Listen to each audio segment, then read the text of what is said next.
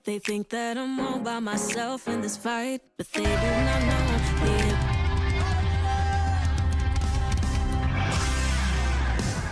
Selamat pagi Bapak Ibu Saudara sekalian. Pagi shalom semuanya. Shalom semua. Menyambut Bapak Ibu di kebaktian kita pagi hari ini. Sekali lagi di hari Minggu ini kita sama-sama mau datang ke hadiratnya Tuhan, mau menghadap ke Tuhan. Dan percaya banget di sini banyak banget Bapak Ibu yang udah excited ya, maksudnya udah siap-siap, udah bener-bener rindu buat ketemu sama Tuhan. Dan sebelumnya kita kasih senyum dulu ke kanan ke kiri, katain Happy Sunday. Yang udah lama seminggu gak ketemu, sapa-sapa sedikit. Oke. Sebelum mau masuk ke ibadah, mau ngingetin lagi, kita mau ngulang-ulang lagi setiap habitnya kita. Habit kita yang pertama adalah honor the presence. Jadi hari ini di ibadah ini sekali lagi kita mau hormatin hadiratnya Tuhan. Kita siapin hati kita yang terbaik, sikap kita yang terbaik, pikiran kita bahkan yang terbaik. Kita mau benar-benar tuju sama Tuhan. Kita mau hormati setiap hadirat Tuhan dengan semua yang kita bisa hari ini. Nah, terus habit kita yang kedua adalah save the word. Nanti setiap ada firman yang dibagikan, setiap apapun itu yang Tuhan bicara ke saudara, mungkin melalui worship, mungkin melalui apapun kata itu, ayo kita sama-sama simpan, ayo kita sama-sama belajar, ayo sama-sama kita catat. Karena itu saya juga kemarin baru banget ya dari Retret Eros, di situ saya belajar satu hal gitu, kayak Tuhan tuh terkadang berbicara gak cuma melalui khotbah, nggak cuma melalui apapun, tapi Tuhan itu kadang berbicara melalui banyak hal gitu, asal kita nujuin hati kita sama Tuhan. Nah saat kita tujuin fokus sama Tuhan, di situ Tuhan kadang-kadang ngomong sama kita. Dan ya Bapak Ibu Saudara, mari terapi apa yang Tuhan katain di hidupnya kita, apa yang Tuhan sampaikan, mari sama-sama kita catat. Terus nextnya habit kita, ayo kita sama-sama katakan be excited. Ayo sama-sama excited ketemu Tuhan. Karena percaya banget ketika kita punya excited ini, ketika kita benar-benar semangat buat ketemu Tuhan, kita pasti dapetin sesuatu. Kita pasti dapetin sesuatu di ibadah ini. Sebelum masuk ke ibadah, aku mau share satu ayat. Satu ayat ini lumayan Tuhan ngomong di hidupnya pribadi aku di minggu ini, dan aku percaya banget, dan ini juga ayat bisa menguatkan Bapak Ibu semua. Ayatnya itu ada di 1 Petrus 5 ayat 6. Ayatnya berbicara, karena itu rendahkanlah dirimu di bawah tangan Tuhan yang kuat, supaya kamu ditinggikan pada waktunya. Sekali lagi saya bacain, karena itu rendahkanlah dirimu di bawah tangan Tuhan yang kuat, supaya kamu ditinggikan pada waktunya. Jadi percaya banget, kayak ketika kita mau datang sama Tuhan, situasi kita apapun keadaan Bapak Ibu Saudara, ya apapun ya masalah hidup, keadaan apapun yang sekarang yang mungkin kita komplain sama Tuhan. Tapi percaya banget Tuhan cuma nyuruh kita merendahkan diri di hadapannya Tuhan. Rendahkan diri itu ya berarti yang saya tangkap di sini adalah ya udah punyain iman aja sama Tuhan, apapun itu. Ya udah Tuhan, aku nggak bisa, aku terbatas. Kau yang gak terbatas. Jadi kata-kata itu benar-benar kayak wow, nguatin banget buat saya. Karena tanpa kita sadari, kadang-kadang kita lupa gitu kalau Tuhan itu merespon atau Tuhan itu bekerja melalui iman kita, bukan melalui situasi kita. Kadang apapun situasi kita, Tuhan tuh gak bekerja kalau kita lagi susah. Tuhan gak bekerja, Tuhan aku tuh maksudnya aku kurang ini, Tuhan aku susah, aku sedih, aku segala macam. Tuhan gak bekerja melalui kesedihan kita, Tuhan gak bekerja melalui keadaan kita, Tuhan gak bekerja melalui masalah kita bahkan. Ya Tuhan itu bekerja melalui imannya kita. Jadi imani apa yang harus kita imani apa yang mau kita lihat. Jadi ayo kita imanin apapun itu yang mau Tuhan kerjakan dalam hidup kita. Dan percaya banget melalui ayat ini kayak ada tangan Tuhan yang kuat yang akan menopang setiap kita apapun situasinya kita. Jadi sekali lagi 1 Petrus 5 ayat 6 ini, ayo kita renungin bareng-bareng, ayo kita benar-benar taruh di hati kita, jadikan ini dilema kita. Oke, mungkin itu aja dari saya pembukaannya.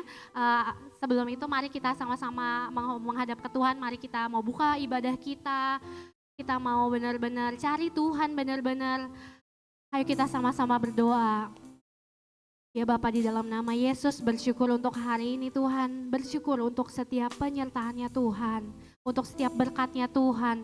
Untuk setiap apa yang Tuhan udah lakukan di dalam setiap kehidupan kami. Tuhan, percaya banget kalau ada tangannya Tuhan yang selalu ada buat kami. Kalau Tuhan benar-benar selalu menopang setiap hidupnya kami. Apapun situasi kami, masa depan kami, pergumulan kami, apapun keluarga kami, semuanya ada di dalam tangannya Tuhan. Hari ini kami mau bawa semuanya ke dalam tangannya Tuhan. Hari ini kami mau beribadah Tuhan kepada Tuhan. Kami mau bertemu Tuhan, kami mau mengalami Tuhan. Kami mau Tuhan, benar-benar Tuhan bicara pribadi secara kami. Kau yang lawat Tuhan, setiap kami Tuhan, setiap pelayanmu yang mengambil bagian, setiap jemaat Tuhan, bahkan semuanya Tuhan, sampai ke asyir, sampai ke petugas Tuhan yang lagi bertugas di luar. Ada kuasa Tuhan yang melawat kami semua hari ini Tuhan. Dan kami percaya ibadah kami hari ini Tuhan, ibadah yang benar-benar Tuhan kami rasakan Tuhan, hadirat Tuhan. Kami mau serahkan semua ke dalam tangannya Tuhan, biar Kau yang bertahta di setiap pujian penyembahan kami hari ini. Hanya di dalam namamu kami berdoa, haleluya, amin. Yes, selamat pagi jemaat CDC. Boleh saya undang untuk bangkit berdiri, kita mau muji nama Tuhan. Tadi kita udah tahu kan habit CDC untuk be excited. Jadi kita mau muji nama Tuhan sebab Dia nama yang besar. Dia Allah yang besar, hidup di dalam kita. Mari kita berkatakan lagu ini dengan penuh sukacita.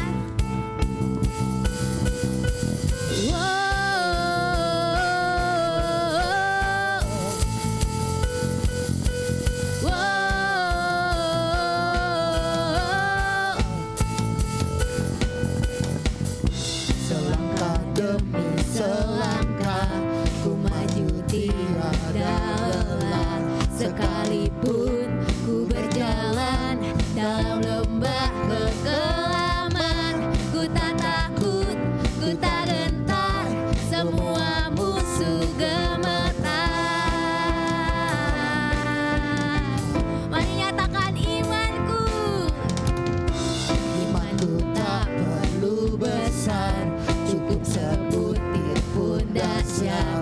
Karena Dia yang bekerja, bukanlah kuat Gagahku, ku tak takut, ku tak gentar, semua musuh gemetar. Semua musuh gemetar.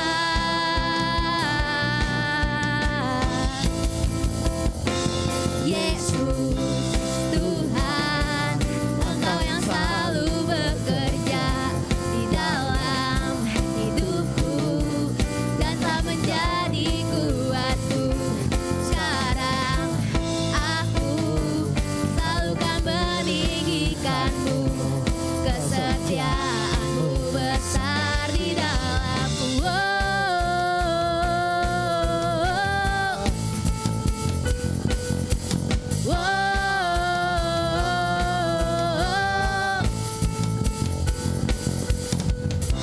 selangkah demi selangkah ku maju tiada lelah. Sekalipun ku berjalan dalam lembah Kekelaman, ku tak takut, ku tak gentar, semua musuh gemetar.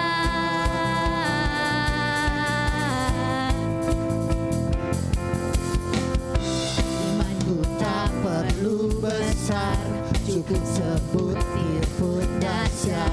Karena Dia yang bekerja, bukanlah kuat gagahku. Ku tak takut, ku tak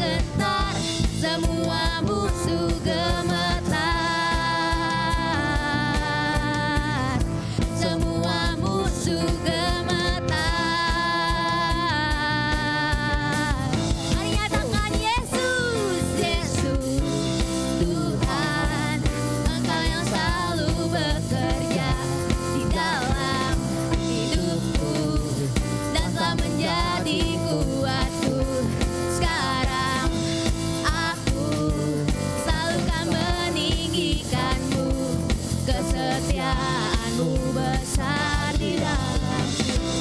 Tuhan, Engkau yang selalu bekerja di dalam hidupku dan telah menjadi kuatku.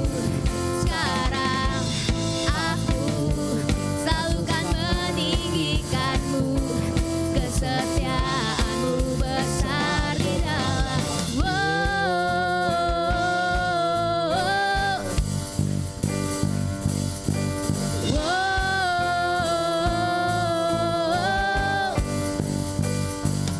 Bila Kau di sisiku, pada siapa ku takut, karena Kaulah perisai dan ku. Mari jemaat nyatakan, bila Kau di sisiku, Bila kau di sisiku, pada siapa ku takut, karena kaulah perisai dan kuatku. Bila Kau di sisiku, pada siapa ku takut, karena Kaulah perisai dan kuatku. Bila Kau di sisiku, pada siapa ku takut, karena Kaulah perisai dan kuatku. Yesus, Tuhan, Engkau yang selalu bekerja di dalam hidupku dan telah menjadi kuatku. Sekarang aku selalu kan meninggikanmu, kesetiaanmu besar. Yesus, Tuhan, Engkau yang selalu bekerja di dalam hidupku dan telah menjadi kuatku.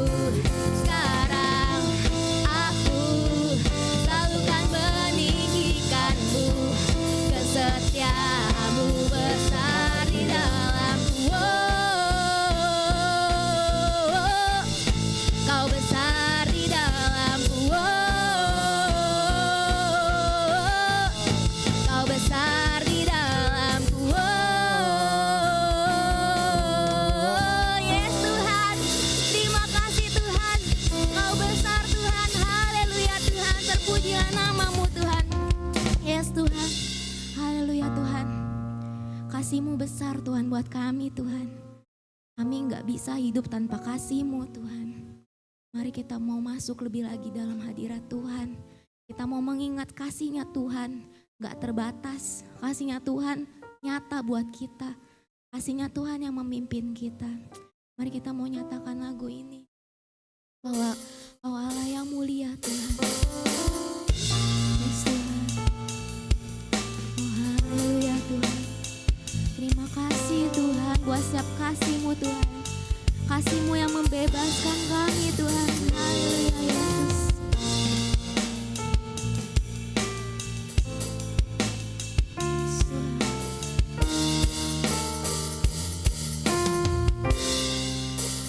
Begitu besar kasih-Mu Bapa, Kau berikan anak-Mu yang tunggal. Di saat aku percaya, kasih menyelamatkanku, bukan sebagai hakim dunia, tapi penyelamat yang berkorban. Untuk diriku Kau tebusku, kasih menyelamatkanku. Ingat kasih-Nya yang mengubah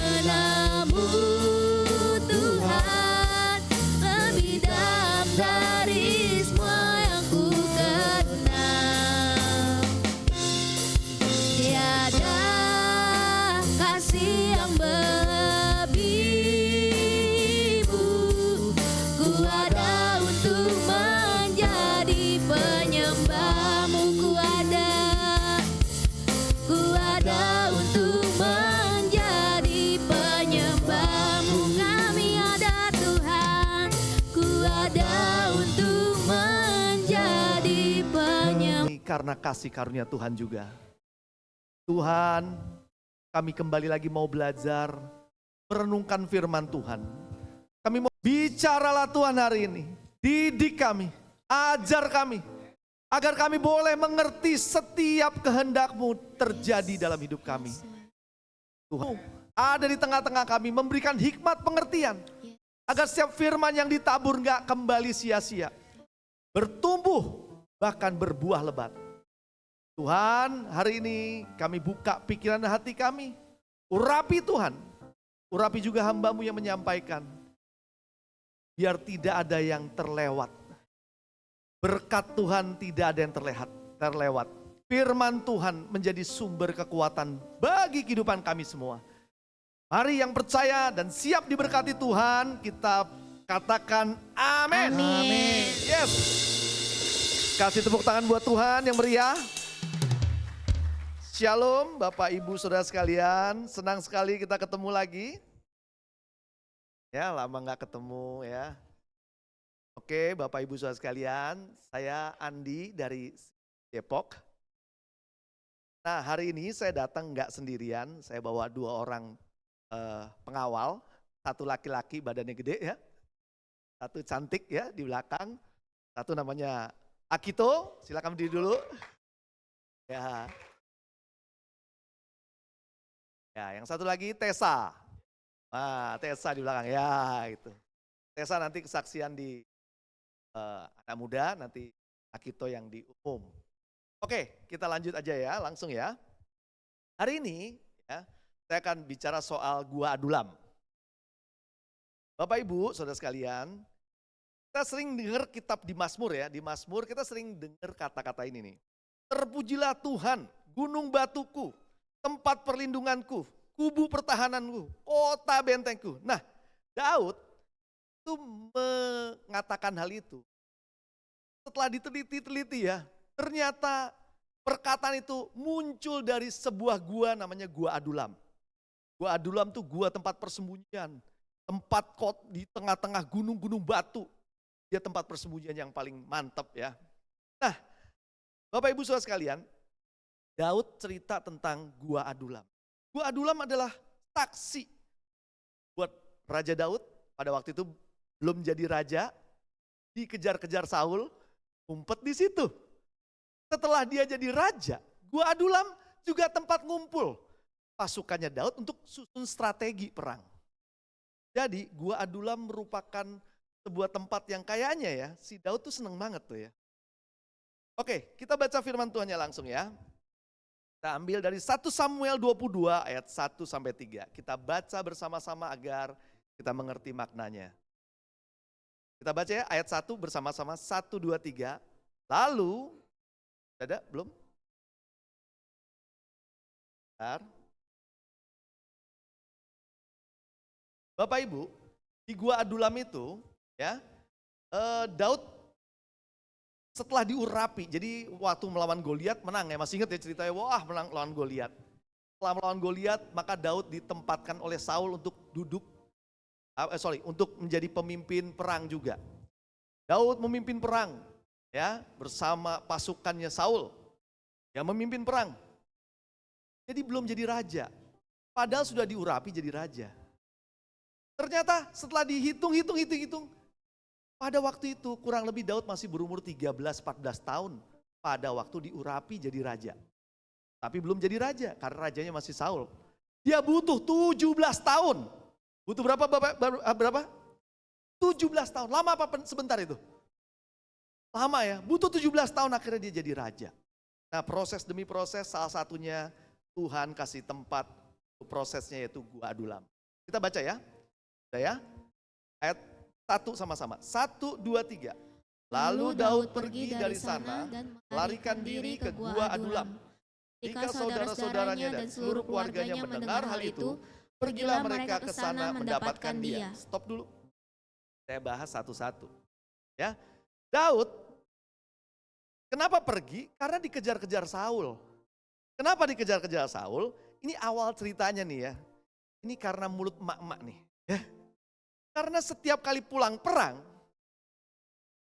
pasti itu kebiasaannya ibu-ibu itu nunggu pasukan perangnya pulang. Depan gerbang mereka siapin tuh.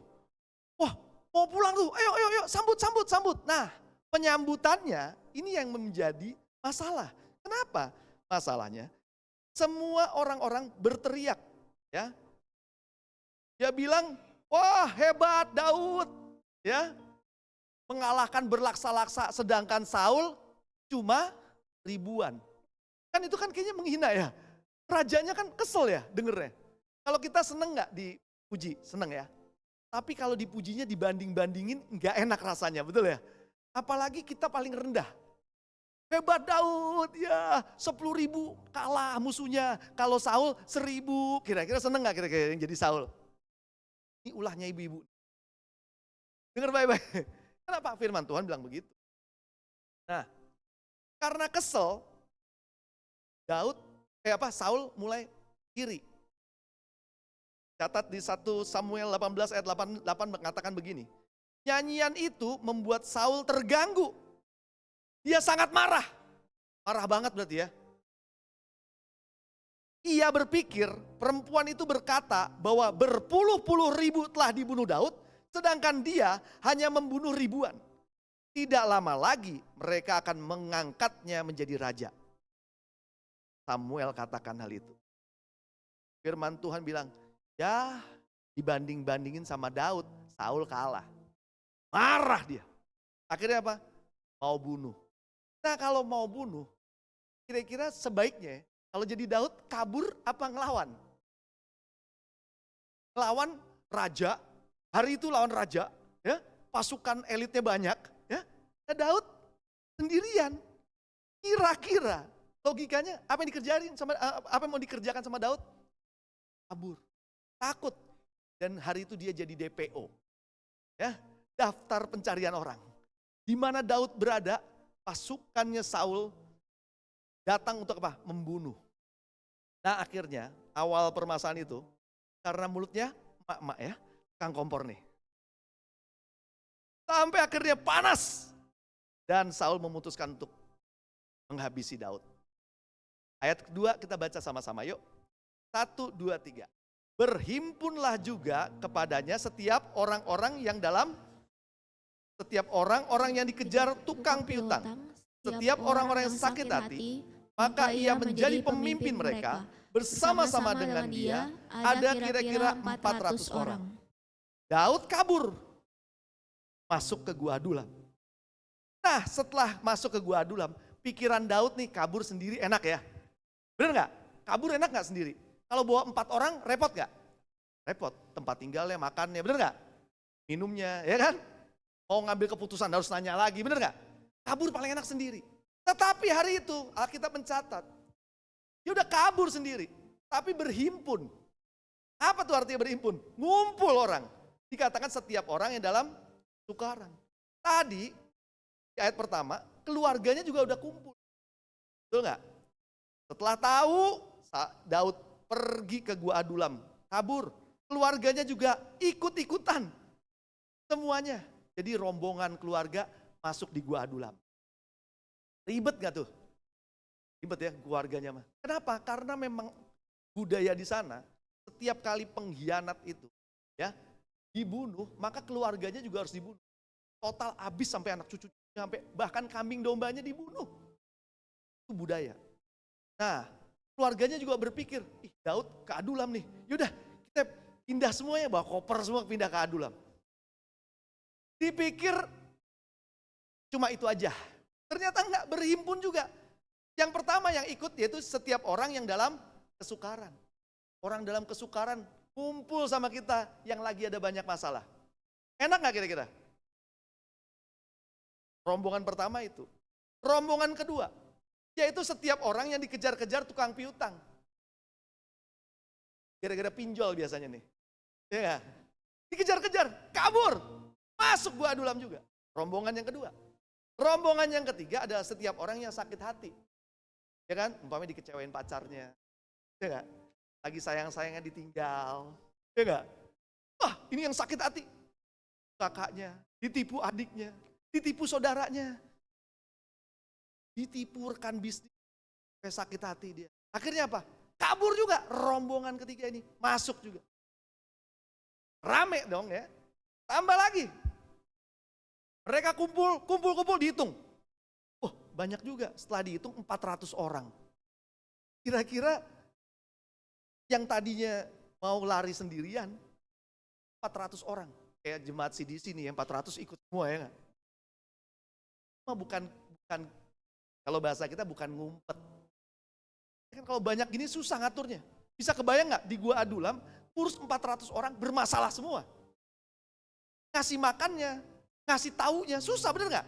Apalagi kalau orang yang sakit hati, dikit-dikit baper, ya nggak? Diomongin, lu nggak tahu, lu ngerasain kayak gue sih, bener nggak? Tambah lagi, kumpul lagi, orang-orang yang biasa dikejar utang, orang-orang ya pengennya enak-enakan aja, ya kan? Mau ngutang tapi nggak mau tanggung jawab. Ada lagi orang-orang yang dalam kesukaran, wah kalau dalam kesukaran banyak yang nangis. Tadinya Daud pengen cerita, tapi sekarang Daud malah 400 orang itu. Dia pengen curhat dong, namanya Daud, bener gak? Aku dikejar-kejar loh, aku pengen dong kamu perhatiin aku. Kebalikannya, hari itu dia harus memperhatikan 400 orang, ngasih makan, ngasih minum. Kita bayangin, di gua itu konfliknya jadi banyak. Di ayat selanjutnya ayat 3 dikatakan gini. Dari sana Daud pergi ke Mispa di Moab dan berkata kepada raja negeri Moab, izinkanlah ayahku dan ibuku tinggal padamu sampai aku tahu apa yang dilakukan Allah padaku. Daud khawatir, ini bapak mamanya udah di sini, bahaya nih. Ini 400 orang kan gampang ditemuin ya kalau ngumpet, bener gak? Ngumpet 400 orang. Ketahuan pasti nih. Nah, akhirnya dia khawatir bapak ibunya dipindahin ke Moab. Di tempat musuhnya dia. Pikirannya kalau di tempat musuhnya lebih aman. Nah, Bapak Ibu Saudara sekalian, hari ini kita ngomongin soal apa yang terjadi di Gua Adulam. Memang itu tempat pelarian Daud. Tapi sadar atau tidak sadar, itu tempat di mana Tuhan taruh Daud di sana. Amin. Tuhan yang taruh.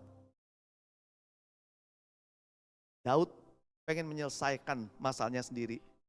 Tuhan kirim masalahnya, 400 masalah langsung kumpul di situ. Kira-kira kalau jadi bapak, jadi ibu, punya masalah satu ribet gak? 2 tambah ribet. 400 masalahnya, bikin ribet. Dan Daud memutuskan hari itu apa? Dia jadi pemimpin buat mereka, kelompok ini. Wow, kalau saya pikir-pikir, kalau saya lagi bermasalah, suruh mimpin satu orang aja saya gak mau, betul gak? Kita mau fokus sama diri kita. Tapi hari itu Daud punya keputusan, memimpin 400 orang yang punya masalah itu.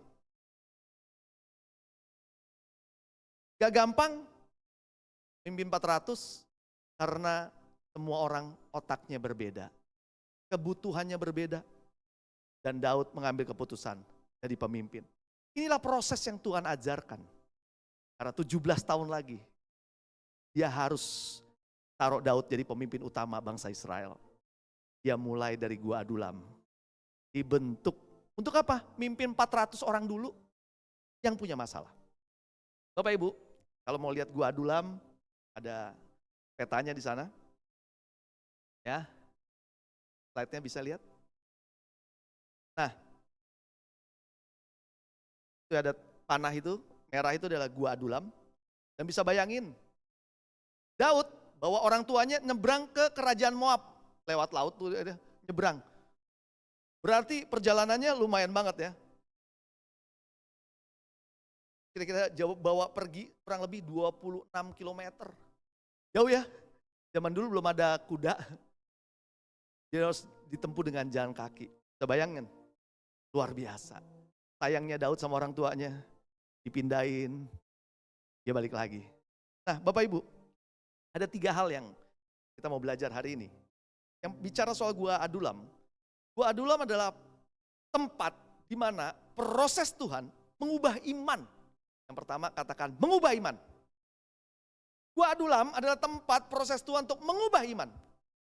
Iman yang gimana? Iman yang lagi goyah.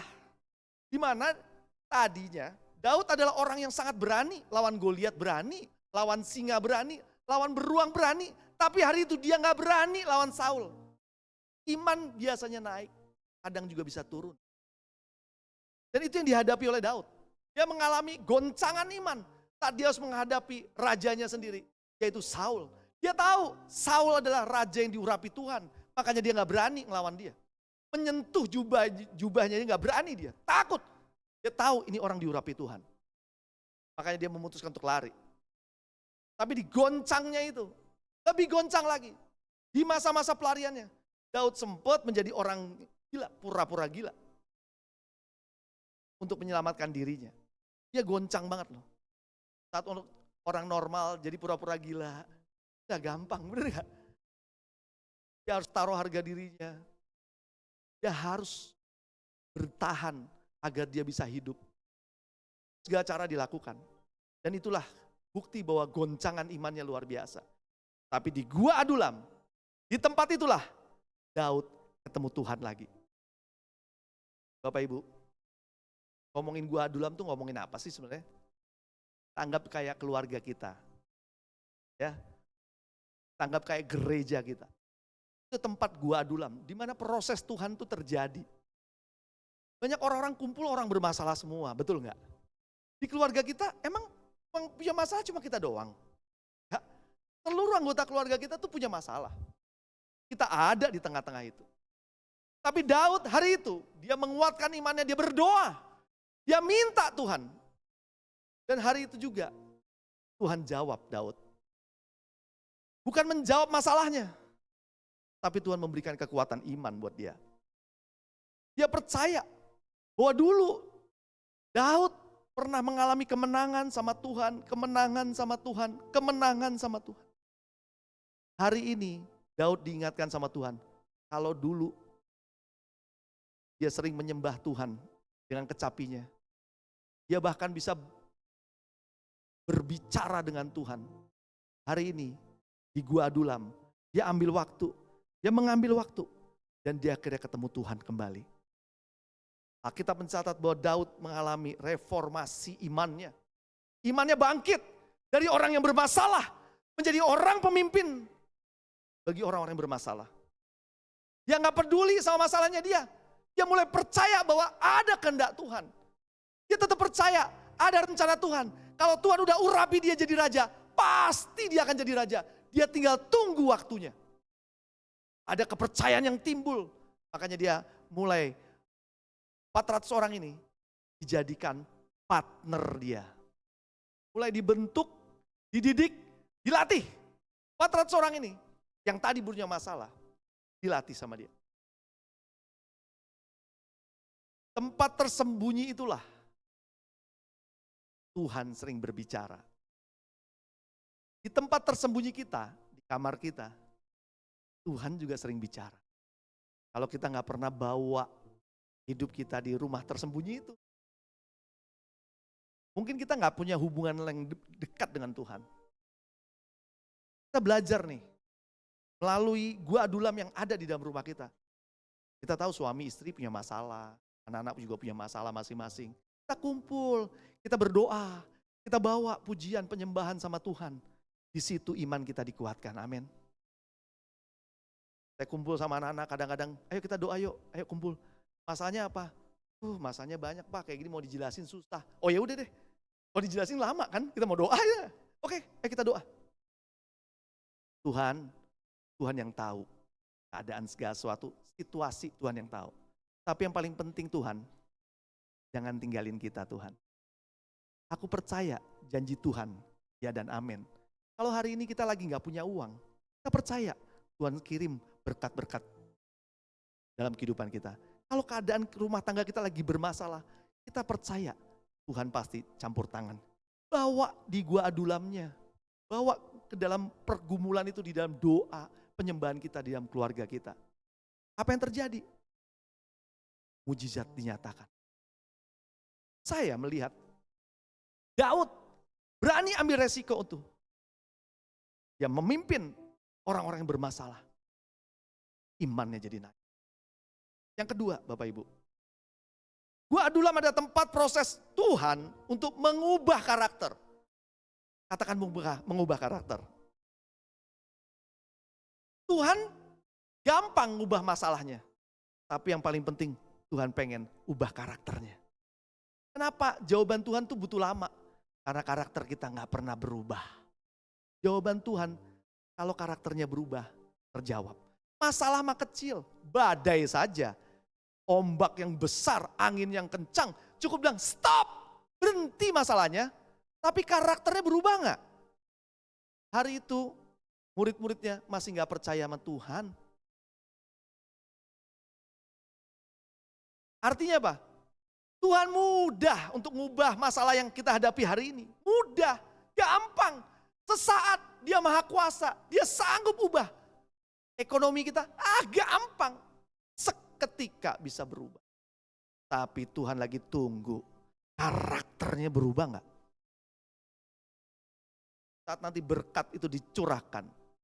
Sanggup gak dia terima berkat itu? Itu butuh karakter yang dibentuk Bapak Ibu. Hari itu Daud yang berubah karakter. Kenapa berubah karakternya? Karakternya tadi pengecut, betul gak? Kabur, benar gak? Dan karakternya sekarang jadi pemimpin. Pemimpin tuh karakter gak bisa pengecut. Betul gak? Nanti gue mimpin ya, kenapa? Yang maju, lu maju ya. Enggak, zaman dulu perang.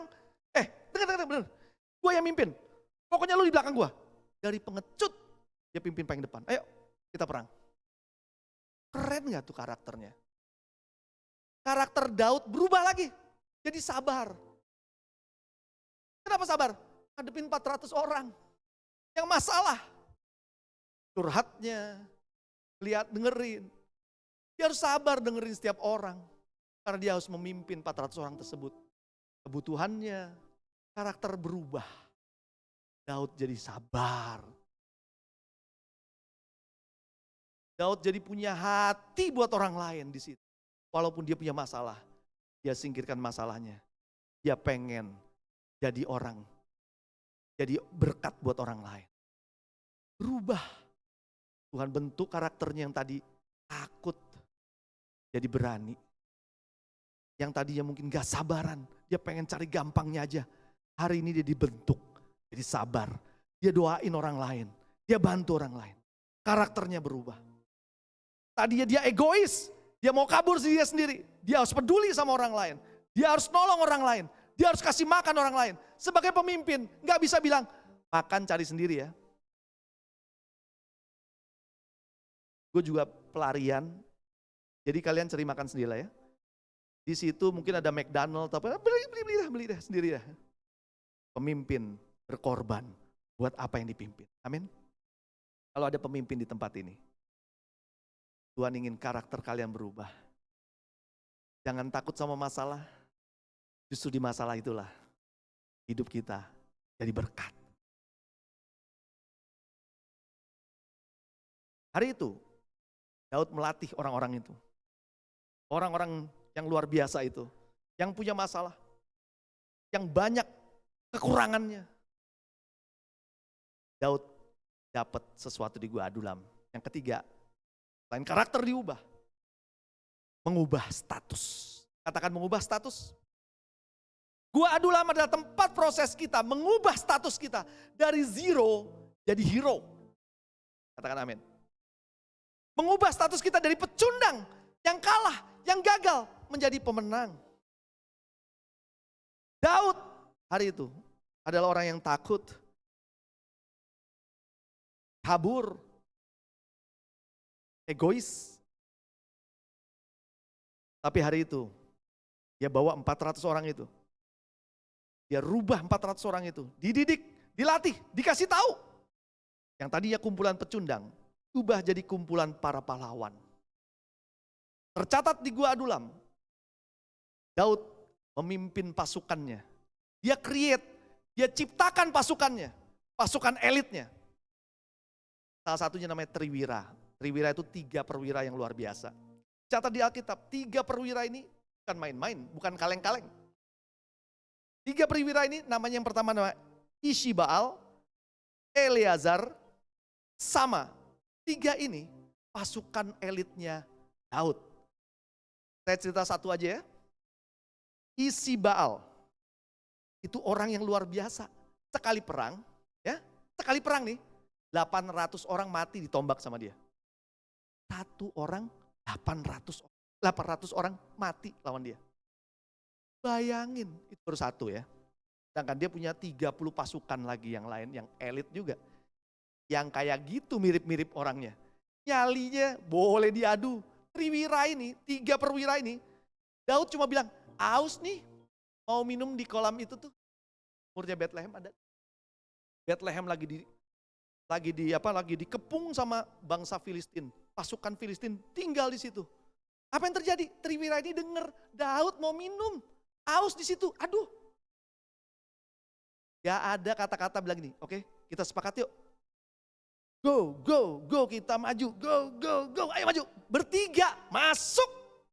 Rombongan pasukan Filistin banyak, ratusan di situ. Dia masuk. Ya ambil minumnya buat Daud. Dibawa. Daud sampai bilang, ini dari mana nih? Nah tadi kan mau minum di sana dari kolam kelahiran bos. Gila, dia bilang, itu kan pasukan Filistin banyak. Iya bos. Ya nggak apa-apa bos, ini mah biasa. Minum, Daud mau minum, dia bilang nggak bisa. Ini taruhannya nyawa kalian bertiga. Hari ini minuman ini saya curahkan buat Tuhan aja. Kasih buat Tuhannya. Karena ada orang yang mau kasih nyawanya buat dia.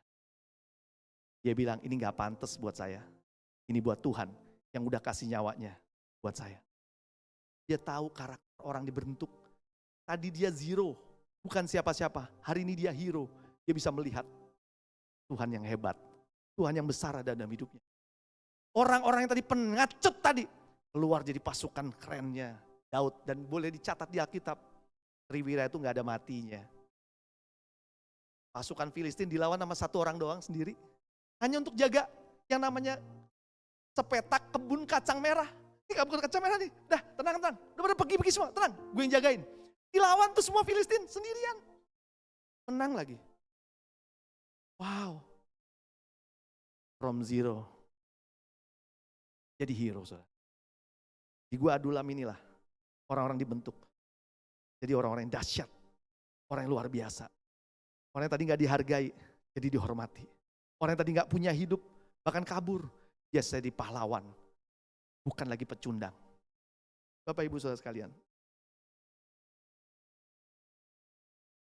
Di manakah letak Gua Adulam sih dalam hidup kita?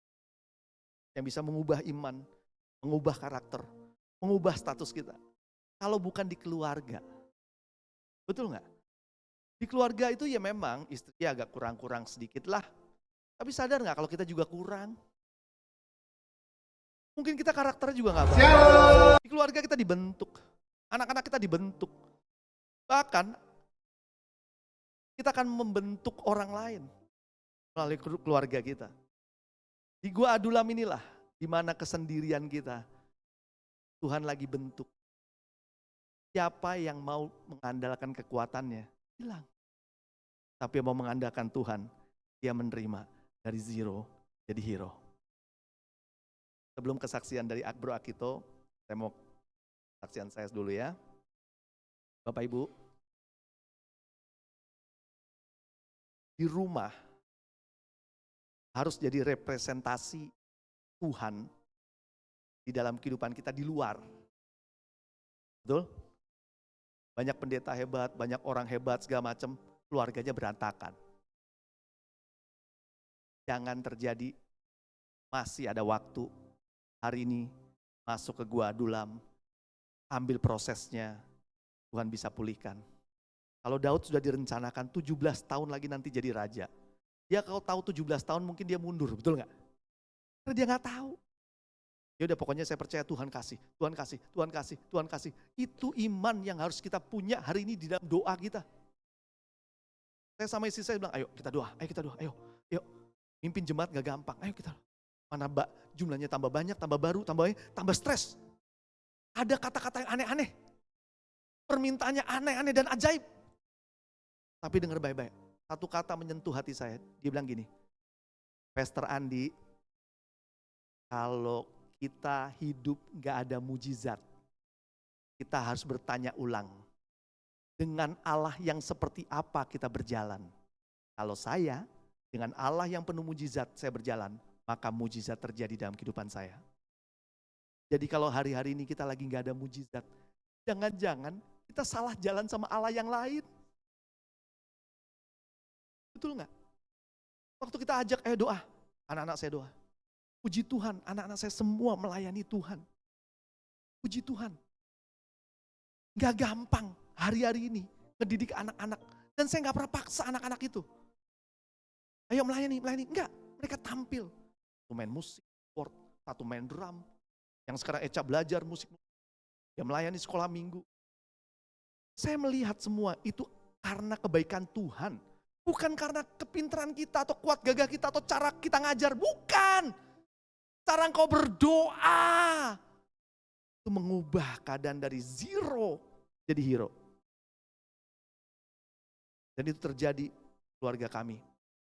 Kami melayani dengan segala, ya kita bilang keterbatasan.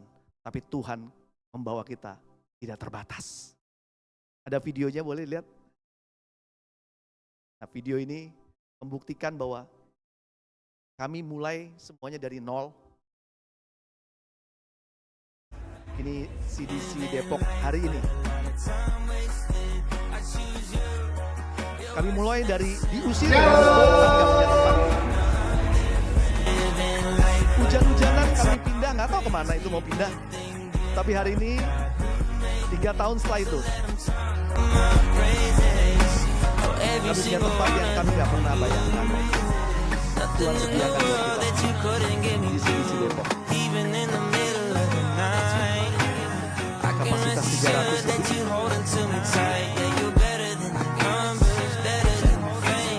Ruang sekolah minggu.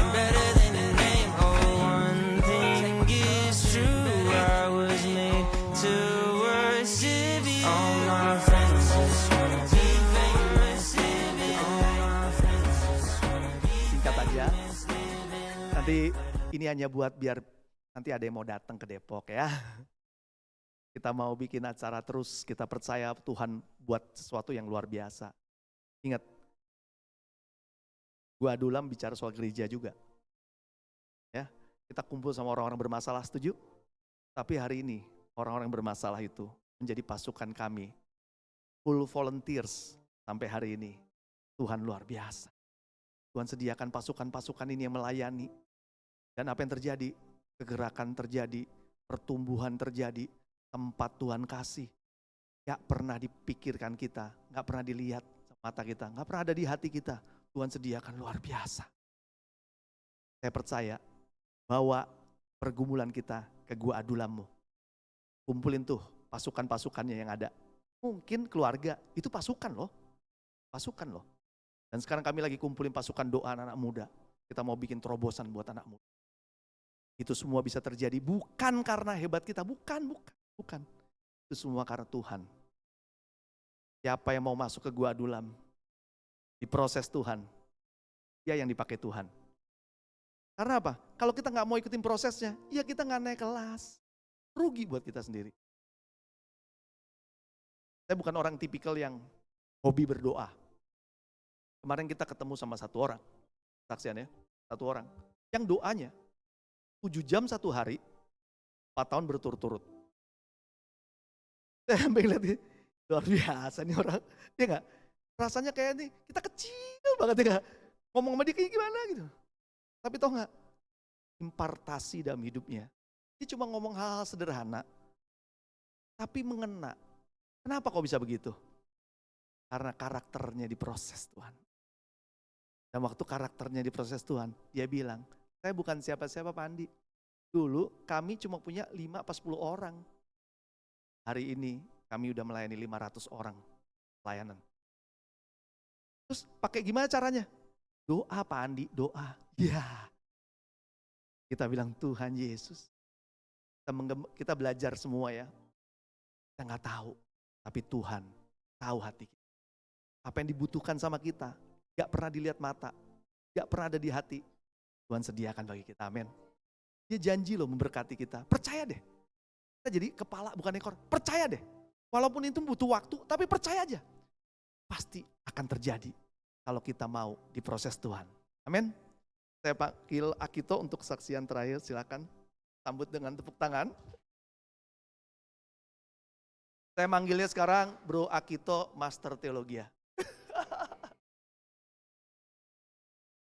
Shalom semua. Terima kasih, udah lama saya pengen ke Bogor ya, cuman ada kesempatan sekarang gara-gara Depok tuh udah ada bisa gantiin, puji Tuhan ya. Nah, bicara sedikit tentang gua Adulam ya, mungkin saya juga sedikit cerita kenapa saya bisa kenal Pak Andi. Mana saya bisa kenal Pak Andi? Saya juga dulu orangnya yang nggak suka sama pelayanan ya. Saya nggak suka sama tentang ibadah, semua itu saya pikir udahlah biasa, yang penting saya Kristen, saya ibadah tiap minggu. Tapi ya mungkin ini panggilan Tuhan ya, saya nggak bisa lari. Pak Andi itu sampai 4 tahun ngejar saya dulu. Ya selalu hadir sampai dia ikut badminton, ikut apa saya ingat banget. Sampai saya memutuskan, ya udahlah ikut ke gereja. Nah pada saat di gereja pun saya nggak mau melayani. Ini ada Pastor Tini ya, gembala kita waktu itu. Suruh ngapain saya nggak mau, bahkan sel pun saya pernah dipanggil sama Bu Tini itu waktu itu. Bro, Pak Andi bilang, bro dipanggil Bu Tini tuh. Waduh apalagi nih saya dipanggil, saya dibilang kenapa? Nggak pernah sel, nggak pernah ikut sel gitu. Malas aja saya, pokoknya udah ya habis ibadah udah pulang aja. Sampai satu ketika ya itu tadi, pada saat Bu Tini ngobrol tentang gereja kita ada bermasalah waktu itu ya. Saya nggak sebut namanya, tapi pada saat itu saya bilang udahlah, saya ikut ambil keputusan mau melayani Tuhan. Bahkan waktu itu saya diperhadapkan dengan kondisi antara milih pekerjaan, karir dengan yang namanya pelayanan. Tapi saya ngambilnya ya udah, kalau sekali saya mau melayani ya udah main-main ya, saya harus serius gitu. Di akhirnya semua tawaran-tawaran pekerjaan itu saya tolak. Yang ambil pekerjaan yang mungkin saya bisa di rumah santai, saya ambil pekerjaan jual online pada saat itu ya. Nah kemudian ya lagi semangat-semangatnya kita membangun gereja. Atau kenapa, saya ingat waktu itu sampai setahun ya Bu Tini, Pastor Tini ya, kita doa terus. Tapi apa yang terjadi? Kita diusir dari gereja. Saya sempat sedih waktu itu ya. Sampai saya pikir, Tuhan kenapa begini? Kita udah doa puasa, setahun doa, diusir. Usirnya parahnya, ya bayangin, dikasih waktu 3 kali 24 jam. Harus meninggal pada saat itu mau Natal. Saya ingat tanggal 23 kalau nggak salah itu. Kita harus meninggalkan tempat itu. Dan kita nggak tahu kemana. Akhirnya kita dengan pasukan kita waktu itu kalau nggak salah malam kita pindah, angkat barang pakai truk, hujan-hujan gerimis lagi. Sampai saya ingat waktu itu Kokres nanya gimana udah pada makan belum, itu jam 1:30 pagi. Kita pindahin barang, bangku semua, bahkan sound system semua. Ya itu bagi saya sih sedih ya, sedih banget waktu itu. Tuhan gimana sih ini, apa maksudnya gitu? Kita nggak dapat tempat, kita nggak tahu mau kemana. Sementara kita ada 80 orang, sekitar 80 orang itu mau dibawa kemana? Gitu. Tanya doa, nggak tahu kenapa tiba-tiba ada tawaran tempat di The Mall, dan tempat ini ya bisa dibilang kecil kali. Nah waktu kita survei pertama, saya bingung, lah ini kan gudang yang boleh dibilang ruangnya cuma persegi 4 doang, terus mau diapain, mau digimanain ini, bingung, saya juga nggak tahu, Anda juga nggak tahu. Ya kita banyak doa. Nah Tuhan buka jalan, pelan-pelan Tuhan kasih di pikiran kita, oh, dan akhirnya itu bagus. Nah, setelah itu gak cukup sampai di situ, Tuhan paksa kita harus besar. Kenapa saya bilang harus besar? Karena sebenarnya kita dipaksa pindah. Kalau hati kita semua, Pastor Andi, kita nggak mau pindah ke tempat yang besar itu, effortnya terlalu besar gitu, dengan kondisi keuangan kita yang pas-pasan. Tapi nggak ada pilihan lain, karena pihak mall bilang kalau gereja kita nggak mau ngambil itu tempat, ada yang mau ngambil, gereja lain mau ngambil itu tempat, dan gereja kita yang kita pakai saat itu mau dibikin jadi gudang. Akhirnya kita nggak punya tempat, nggak ada pilihan lain, kita harus ambil mau nggak mau. Tapi puji Tuhan dikasih dengan biaya murah, dan di situ juga bingung, kondisi keuangan sangat kecil ya. Sampai hari itu kita kumpul dari tim board, kita kumpul, saya bilang ada 3 opsi nih, gimana caranya bangun gereja. Pertama, kita bangun ala kadarnya lah, dengan kondisi uang kita cukupnya segini. Yang kedua sedang-sedang aja. Terus yang ketiga bagus, Semua bilang bagus lah, duitnya dari mana? Mau bikin tempat gedung bagus, nggak punya duit. Saya pikir semuanya Tuhan cukupkan. Dan sampai sekarang saya juga kalau lihat gedung itu saya heran, loh kok bisa Tuhan seperti ini.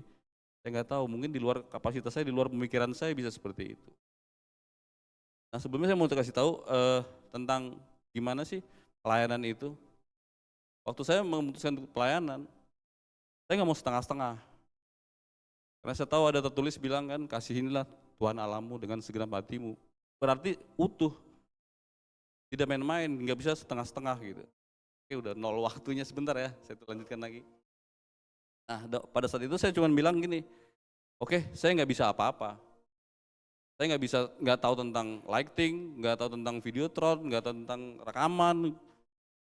Saya yang bisa sound system doang, itu juga ya sedikit doang. Tapi saya mau pikir gini, kalau untuk melayani Tuhan dengan sepenuh hati, saya harus memperlengkapi diri saya.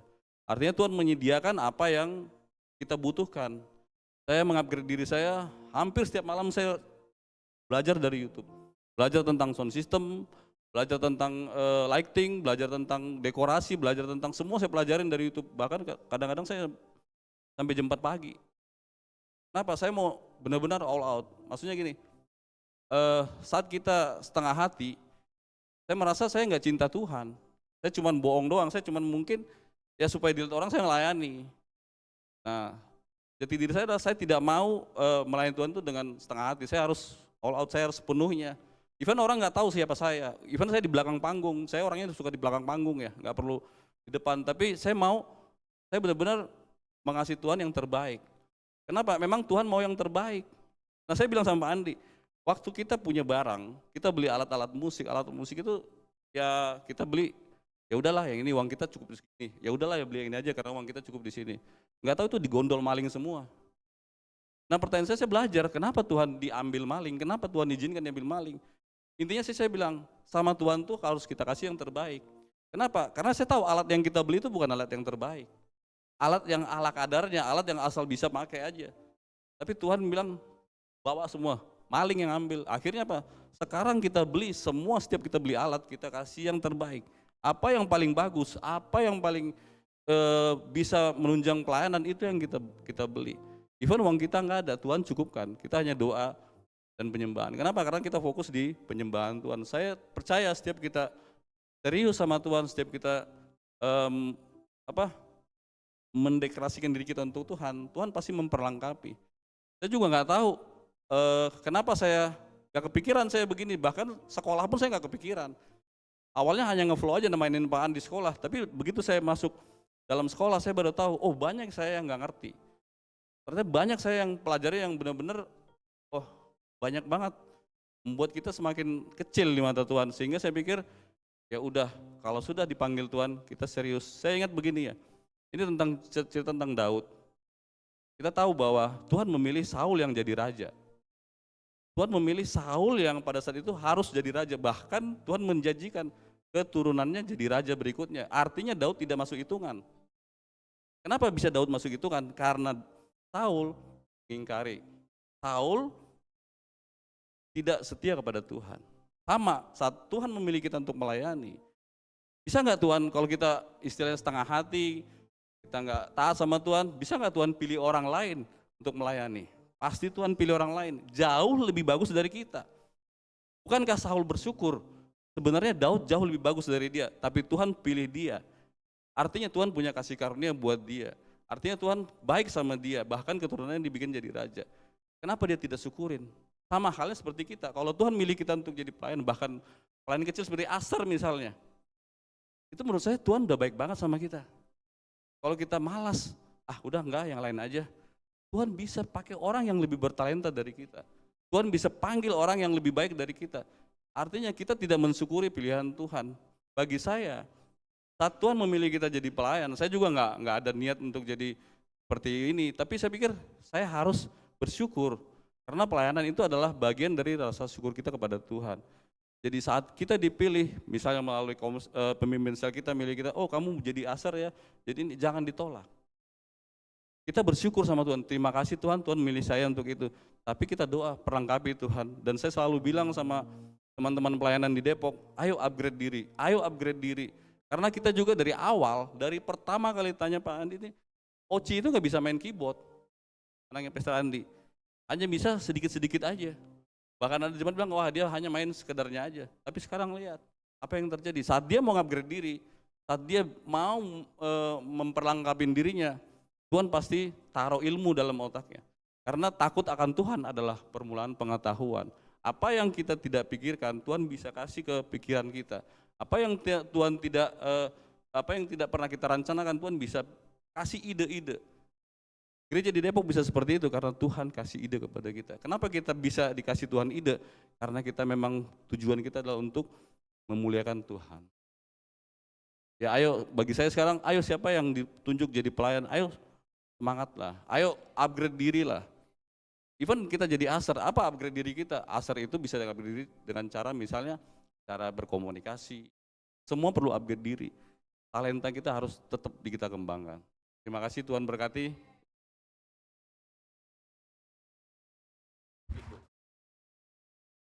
Ya, Bapak Ibu nangkep ya message-nya hari ini ya. Ayo ke Gua Adulam. Di situ tanda mujizat bisa terjadi. Ya. Kumpulin keluarga, saudara, kumpulin. Kita banyak doa. Karena gereja ini butuh orang-orang yang bisa dipercaya Tuhan. Amin. Mari kita tundukkan kepala, kita berdoa.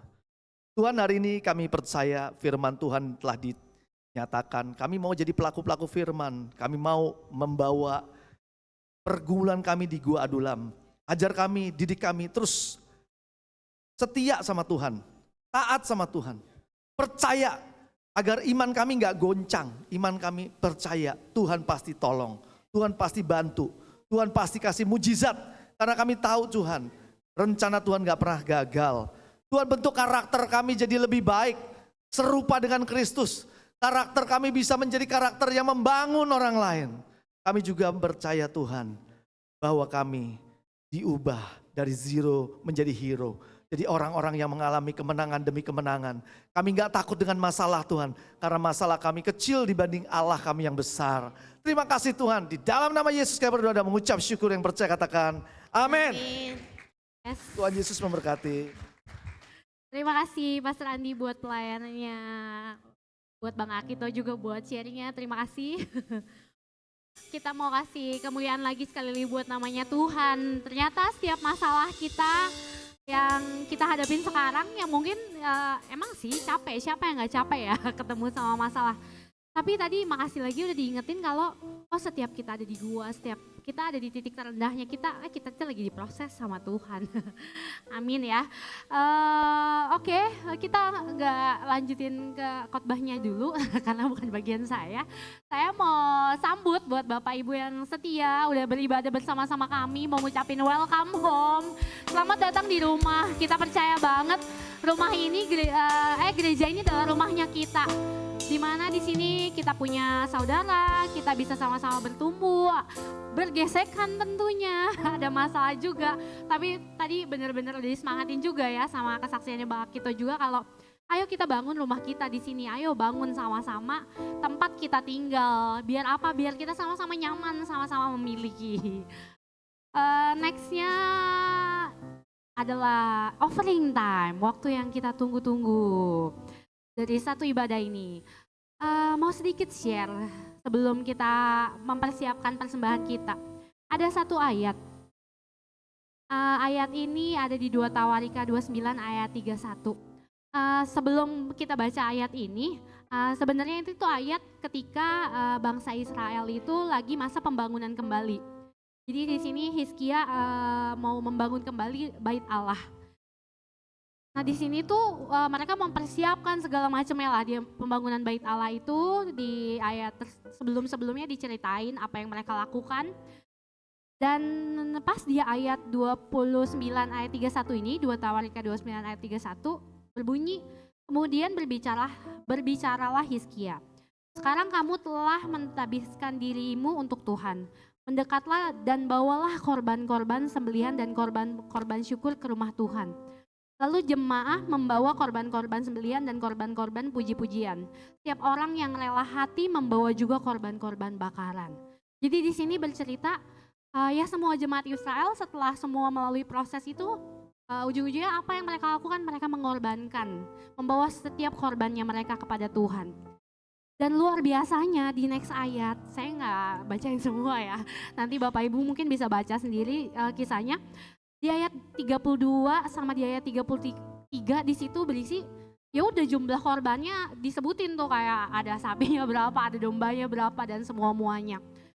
Ya kita nggak tahu sih jumlahnya. Dan yang saya tangkap di ayat 34, ada kata-kata yang ngomong, tetapi jumlah iman terlalu sedikit sehingga mereka tidak sanggup menguliti. Ya pokoknya singkat cerita, imamnya itu yang nggak sanggup. Mereka kan nggak sanggup memproses persembahan mereka.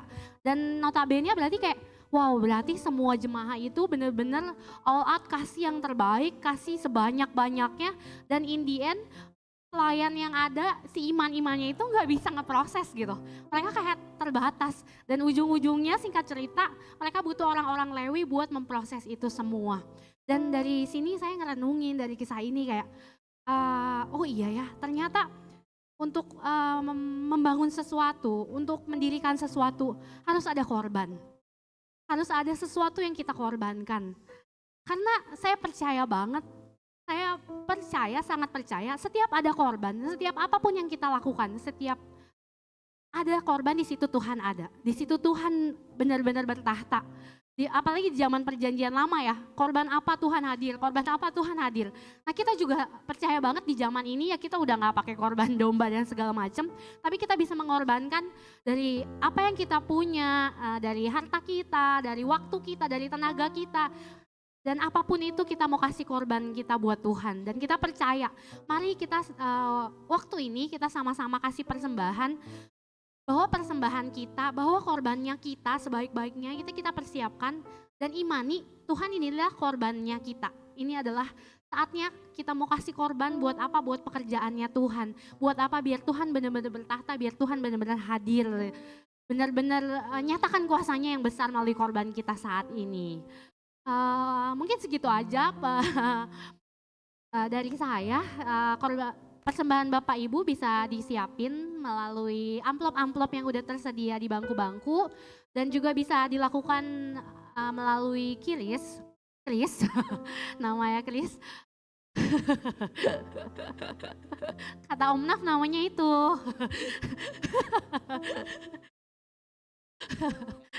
Jadi bisa ditransfer juga. Ada krisnya juga di amplopnya masing-masing. Waktu dan tempat saya persilahkan untuk mempersiapkan persembahannya.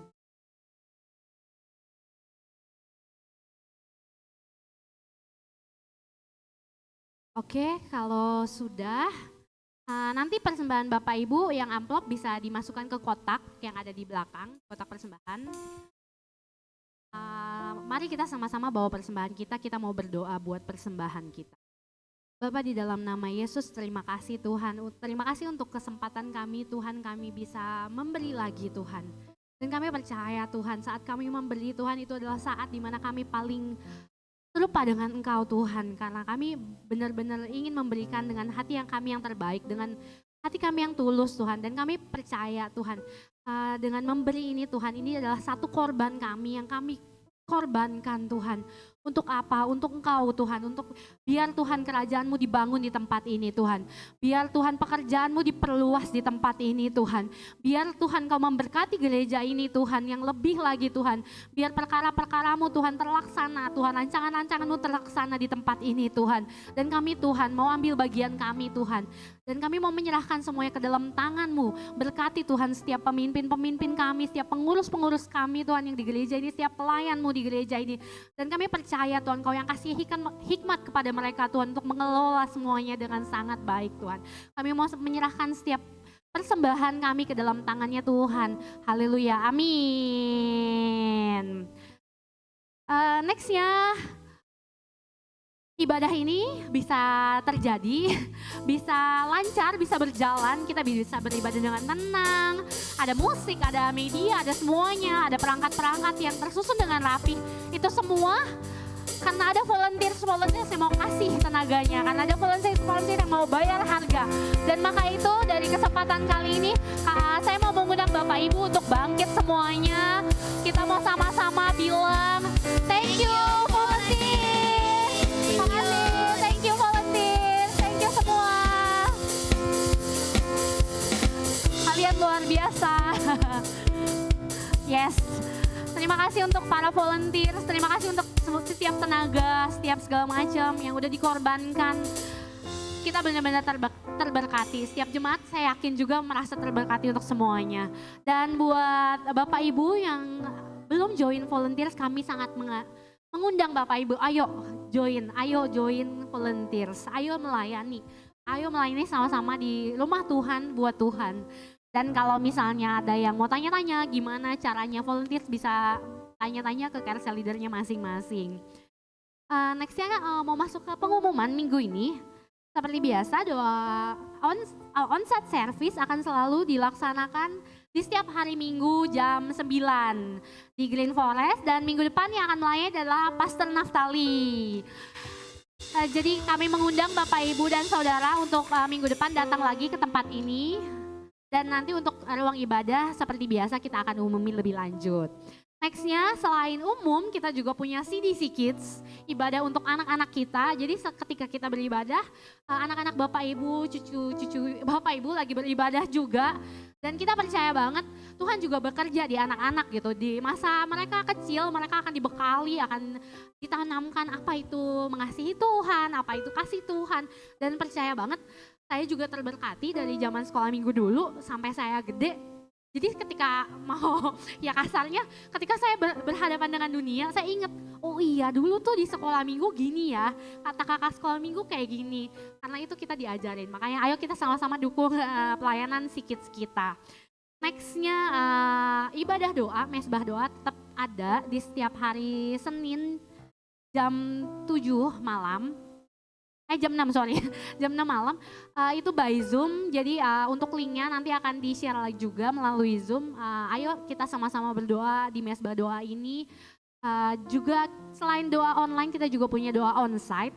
Doa onsite akan dilaksanakan setiap hari Kamis untuk yang Bapak Ibu sekalian di jam 6 di mana di sekre kita di Panorama Pamoyanan. Kita juga mengundang mari berdoa bersama-sama. Jadi tadi selain kita berusaha, juga kata Pastor Andi, kita benar-benar harus bawa dalam doa. Jadi ayo sama-sama praktekin kita doa bareng-bareng. Terus nextnya carousel. Kita juga mengundang Bapak Ibu untuk join ke carousel. Ayo, tadi ini rumah kita, ini keluarga kita. Nah carousel ini adalah keluarga kecilnya kita lagi, yang lebih kecil. Jadi di dalam carousel ini ada saudara-saudara seiman kita yang benar-benar siap saling membangun, saling mengasihi, saling care. Jadi kita mungkin di sini terbatas ya, kalau ibadah kita nggak bisa kenal satu sama lain. Tapi di carousel kita bisa saling kenal lagi, kita bisa saling tahu hidupnya masing-masing, dan kita masih bisa juga saling terbuka. Jadi ayo join sesuai dengan jadwalnya masing-masing. Ada carousel buat keluarga, buat ibu-ibu, buat yang anak muda juga. Jadi ayo kita join bareng-bareng. Nextnya setelah pulang kami mengundang Bapak Ibu jangan pulang dulu langsung, kita mau beramah tamah, kita mau berfellowship, kita mau coffee time di belakang.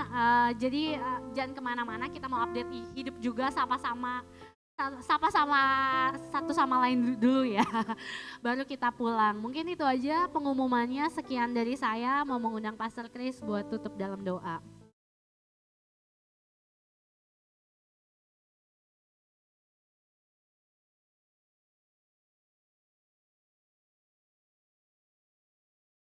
Pagi saudaraku. Wow, hari ini kita dapat berkat beneran firman Tuhan. Kita lagi mana gua adulam kita hari ini. Kita masuk dalam gua, dalam kesendirian. Saya dapat itu dan saya percaya setiap kita di-upgrade dalam hidup kita. Tuhan mau kita lebih lagi untuk melayani Tuhan, lebih sungguh lagi.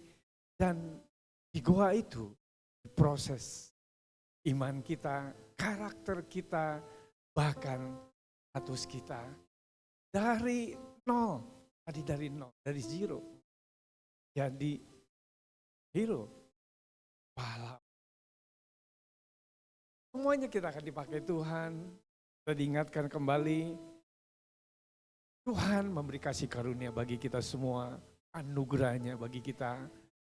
Dan pegang dengan iman yang teguh, jemaat ini adalah jemaat yang menjadi satu keluarga dan kita hidup di dalam proses terus pertumbuhan, mengalami perubahan-perubahan yang besar terjadi, amin. Nah, saya undang untuk Bapak Ibu bangkit berdiri dan kita akan akhiri ibadah kita pagi ini. Terima kasih juga untuk Pastor Andi dan tim, ada Bro Alkito dan saudari di belakang. Terima kasih untuk pelayanannya dan kita bersyukur hari ini pada Tuhan. Kita mengucap syukur, mari berbahasa roh. Ora basika rabaya rabaya sikarabaya rabaya rabata rabasika rabaya rabaya ora basika rabata rabasika rabata rabasya rabaya. Haleluya rabasika rabaya rabaya rabaya sikarabata rabasya rabaya. Haleluya ora basya rabaya sikarabaya. Haleluya. Jemaat yang dikasih Tuhan, kita mau terima berkat dari Tuhan. Kita mengangkat kedua tangan untuk terima berkat. Jemaat, Tuhan melindungi engkau. Tuhan memberkati engkau. Tuhan menyinari engkau dengan wajahnya dan memberi engkau kasih karunia. Tuhan menghadapkan wajahnya kepadamu dan memberi engkau damai sejahtera. Terimalah cinta kasih dari Allah Bapa melalui Tuhan Yesus Kristus yang mengasihi kita dan menyertai kita dalam hidup kita, dan persekutuan dengan Roh Kudus menyertai hidup kita dari sekarang sampai selama-lamanya. Di dalam nama Yesus yang diberkati katakan amin.